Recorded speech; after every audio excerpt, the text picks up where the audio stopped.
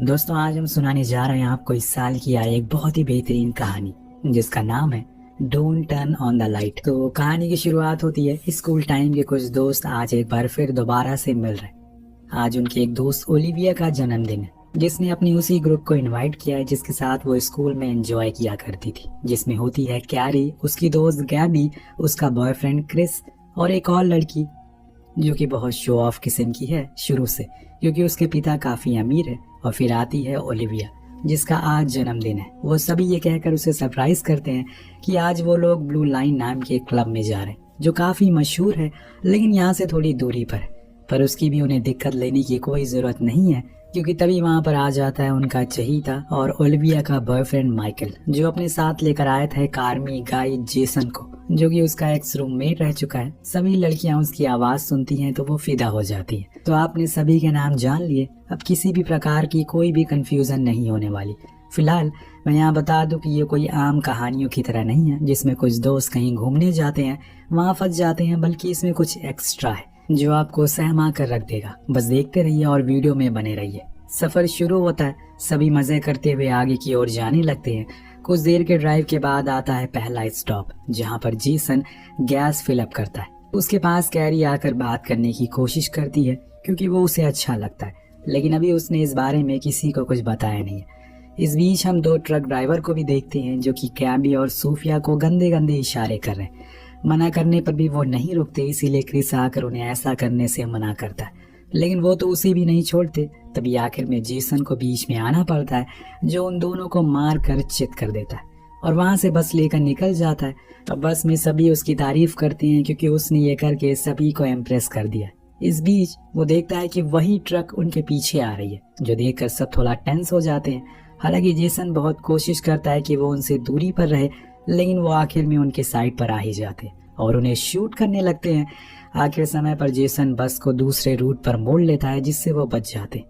फिर ये सभी बस को एक जगह पर रोककर थोड़ी चैन की सांस लेते हैं क्योंकि अभी जो कुछ भी हुआ उन्होंने ये एक्सपेक्ट नहीं किया था। इतने में कैरी जाकर जेसन को किस करने वाली होती है कि तभी सोफिया उसे किस कर लेती है, जो देखकर कैरी को थोड़ा अजीब लगता है क्योंकि आज से नहीं बल्कि स्कूल टाइम से होता हुआ आ रहा है। सोफिया ने उसके हर काम में टांग अड़ाई है। अब यहाँ सभी डरे हुए हैं थोड़े से कहीं वो दोबारा से ना जाए, इसीलिए कैरी पुलिस को कॉल लगाने लगती है, लेकिन ओलिविया उसको रोकती है और बताती है कि ऐसा करके वो उसका जन्मदिन खराब कर देंगे। उसे एक शॉर्टकट पता है, वहां से वो ब्लू लाइन तक जल्दी पहुंच जाएंगे। लेकिन वही माइकल की तो बस पर नजर पड़ती जिसमें डेंट लगा देखकर उसकी सांसें ऊपर नीचे हो रही थी क्योंकि अभी वो अपने डैड को क्या जवाब देगा। पर ओलिविया वादा करती है कि वो उसको ठीक करवा देगी। फिलहाल के लिए उन्हें चलना चाहिए क्योंकि कुछ ही दूरी में अंधेरा हो जाएगा। तो सभी फिर से अपना मूड फ्रेश करते हैं और निकल पड़ते हैं। इस बीच कैरी फिर से जेसन से बात करने की कोशिश करती है, पर इस बारी भी कुछ खास फायदा नहीं होता। अब शॉर्टकट पर चलते चलते इन्हें काफी टाइम हो गया था। देन इनके सामने आ जाते हैं दो मोड़। सोचने वाली बात यहाँ पर ये थी कि किसी भी फोन में नेटवर्क नहीं आ रहे थे, पर ओलिविया कहती है कि उसे याद है उन्हें राइट जाना चाहिए क्योंकि वही सही रास्ता है। वो पहले भी यहाँ आ चुकी है, उसका ऐसा कहना था। सभी उसकी बात को मान लेते हैं और आगे बढ़ने लगते हैं। कुछ दूर पर इन्हें एक ब्रांड न्यू स्पोर्ट कार खड़ी मिलती है जिसके आसपास कोई नहीं था, जो देखकर कैरी सोच में पड़ जाती है कि कोई भला अपनी नई कार को यहाँ छोड़कर क्यों जाएगा। लेकिन गैबी उसे इतना स्ट्रेस लेने को मना करती है और ड्रिंक करने को कहती है। अब चलते चलते अंधेरा हो चुका था, लेकिन ताज्जुब की बात यह है कि अभी भी बस इसी रोड पर चले जा रहे, यानी कि पिछले 4 घंटों से इन्हें एक भी कार नजर नहीं आई। लेकिन तभी इनके सामने एक कैफे दिखाई देता है तो कैरी और माइकल अंदर रास्ता पूछने जाते हैं जहाँ पर सारे ट्रक ड्राइवर थे, जिनमें से एक कैरी से कहता है कि यहाँ से अपनी बस को लेकर हाईवे पर चले जाओ। पर कैरी फिर दोबारा पूछता है कि ये रास्ता कहाँ जाता है। वो आदमी उसे बंदूक दिखाकर धमकाता है, इसीलिए बाहर ये आ जाते हैं और अपने साथियों को इस बारे में कहते हैं, लेकिन सभी इस बात को मजाक में लेते हैं और उसी रास्ते पर चलने का फैसला करते हैं। कहीं न कहीं तो उन्हें ये रोड लेकर जाएगा, लेकिन अगर इस रोड की मंजिल मौत हुई तो फिर क्या। खैर क्रिस ने कुछ ज्यादा ही ड्रिंक कर ली है और इसीलिए ये लोग उसे सुला देते हैं। तभी इनकी बस से कोई चीज टकराती है जिससे कि बस बंद हो गई है। इसको देखने के लिए माइकल बाहर टॉर्च लेकर जाता है और चारों ओर फ्लैश करता है, पर वहां तो कुछ भी नहीं था, इसीलिए वो बस को ठीक करने लगता है जिससे वो स्टार्ट हो जाती है। पर दोस्तों तभी उसे कोई धीमी सी आवाज में पुकारता है, माइकल कहाँ घूम रहे हो, इधर आओ। जो सुनकर माइकल कंफ्यूज हो जाता है, इस अंधेरी रात में उसे कौन बुला रहा है। वो सोर जाता है और अंदर बस में बैठी ओलिविया ये सब देख रही थी। ये इतने में कोई चीज आकर माइकल को खींच कर ले जाती है, जिसके बाद बस सुनाई देती है तो उसकी चीखें, जो सुन ओलिविया को इतना गहरा सदमा लगता है कि वो वहीं बेहोश हो जाती है। ये देखकर बस में सभी डर चुके थे, पर अब जेसन बाहर जाता है चेक करने की आखिर हुआ क्या था। बहुत ढूंढने पर उसे कहीं भी माइकल दिखाई नहीं देता कि वो कहाँ गया। इसीलिए वो अपनी बंदूक को लेकर जंगल की ओर जाता है, शायद वहां पर वो हो सके। उसका शक सही भी था। वहीं से माइकल की आवाज आ रही थी कि तभी अचानक से उसकी फ्लैश लाइट बंद हो जाती है। उस अंधेरे में वो भी गायब हो चुका था। बस में मौजूद तीनों लड़कियों को सुनाई देती है तो जेसन की बंदूक से निकली हुई गोलियों की आवाज वो किस पर चला रहा है उन्हें भी नहीं पता। इतने में अचानक खून से लथपथ जेसन उसके गेट पर आता है और मदद के लिए वो उनसे एक ही चीज कहता है कि भागो। ये बोलते ही वो चीज उसे खींचकर वापस जंगल में ले जाती है, जो देखकर सभी दहल जाते। उन्हें तो समझ ही नहीं आ रहा था कि असल में ये सब क्या चल रहा है। इस बीच कैरी खिड़की से बाहर देखने की कोशिश करती है कि कहीं कोई इंसान दिख जाए तो उसे मदद मांग सके। हम देख पाते हैं कि एक अजीब सा हाथ खिड़की के ऊपर आ रहा है, जो कि कैरी के हाथ को टच करता है, जिसे अचानक से वो पीछे हटती है और चिल्लाने लगती है, जिससे उसके सभी दोस्त सारी खिड़की दरवाजों को लॉक कर देते हैं, क्योंकि उन्हें अब यहाँ से बाहर निकलना है। तो सोफिया डिसाइड करती है कि वो इस बस को स्टार्ट करेंगे और वापस यू टर्न लेकर हाईवे जाएंगे।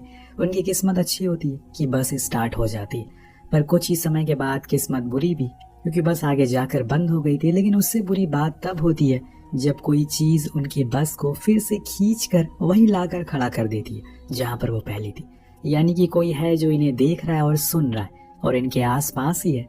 तभी कैरी को ख्याल आता है कि कहीं ये माइकल और जेसन ने ओलिविया के लिए कोई प्रैंक तो नहीं बनाया ताकि उसका बर्थडे और स्पेशल बन जाए, और ऐसा हो सकता है। और इसीलिए वो ओलिविया के मुंह पर स्मोक करते हैं, क्योंकि उसकी स्मेल से वो वोमिट कर देती है। पर आज ऐसा कुछ नहीं होता, यानी कि जो कुछ भी है सब कुछ सच है, फेक नहीं है, जो जानकर अब इन तीनों को और ज्यादा डर सताने लगता है। एक तो कोई भी कार यहाँ के आसपास से गुजर नहीं रही है जिससे कि ये मदद मांग सके, ना ही फोन में नेटवर्क है, अजीब ही सा एरिया है। इतने में वो जो कुछ भी चीज थी वो फिर से इनकी बस पर हमला करती है, जिससे कि ये जाकर क्रिस को जगाने की कोशिश करते, जो कि बेहोश पड़ा हुआ था, पर उसने ओवरडोज करी थी। अब जब वो वापस पीछे मुड़ती है तो देखती है कि ओलिविया होश में है और फोन पर किसी से बात कर रही है, जो देखकर सभी अपने फोन उठाने के लिए मुड़ते हैं कि इतनी ही देर में ओलिविया वहां से गायब हो जाती है और बस के बाहर जाने लगती है। उसी अंधेरे में ये तीनों इस चीज को देखकर काफी ज्यादा डर जाते हैं। उसे आवाज लगाने लगते हैं कि ओलिविया अंदर आ जाओ। वहां कोई नहीं है, पर उसे तो माइकल की आवाज आ रही थी जो कि उसे ही बुला रही है। लेकिन तभी बस के गेट पर ओलिविया गेट को पीटने लगती है, लेकिन सामने दूसरी वाली ओलिविया है। तो ये कौन है, आखिर ये सब हो क्या रहा है? इसी उलझनों को सुलझाने में लगे रहते हैं ये। और इतने में इनकी एक और दोस्त औरों की तरह भी गायब हो जाती है, यानी कि अब बचे हैं सिर्फ 4। देखते हैं कि अंत में कितने बचते हैं। अब ये कुछ देर रिलैक्स होकर बैठ जाते हैं। इस टेंशन भरे माहौल में सोचकर कोई फायदा नहीं।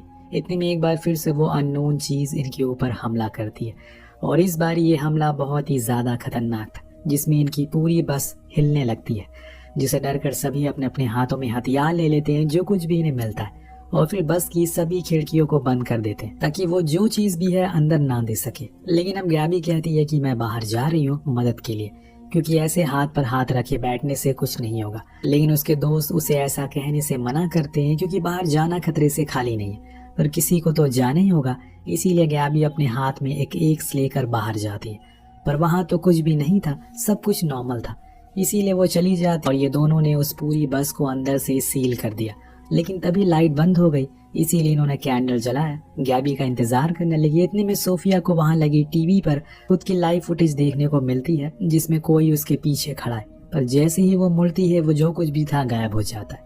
इस दौरान फिर से लाइट वापस आ जाती है और अब क्रिस भी जाग गया था, जिसको कैरी सब कुछ बताती है, लेकिन उसे सब मजाक लगता है। इसीलिए वो आराम से बुक पढ़ने जाने लगता है, पर तभी वो अननोन स्पीड फिर से इनकी बस पर हमला करती है, जिससे क्रिस का सारा नशा उतर जाता है।